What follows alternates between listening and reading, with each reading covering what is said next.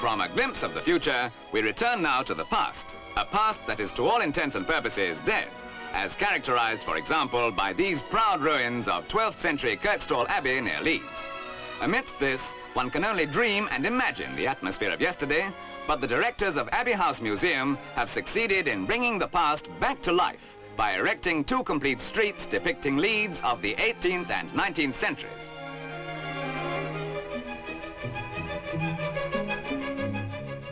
The streets and their shops, in which traditional crafts are still carried on, were erected because the museum authorities felt the need for retaining something of the atmosphere and character of yesterday, now that in modern Leeds, scenes like these have disappeared.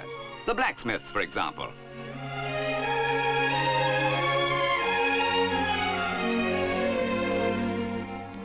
The cottage of the weaver symbolizes the close association of West Riding with the weaving of wool, a tradition that goes right back to the Kirkstall monks, who were great sheep farmers and were exporting wool to the continent as early as the 13th century.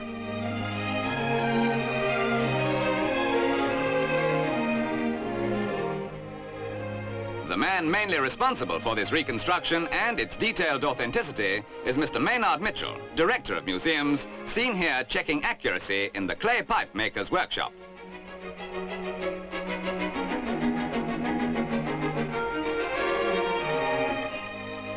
The wheelwright's cottage is also typical of the late 17th and early 18th centuries. Built of handmade brick, it contains the workshop downstairs and living quarters above. Most of the work was, of course, the making of cartwheels for farm wagons.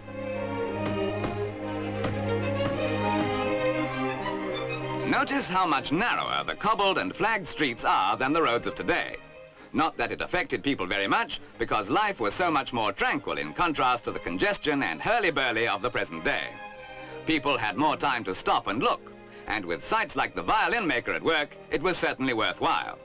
The museum is today one of the few places where one can step right back into the past and see it relive.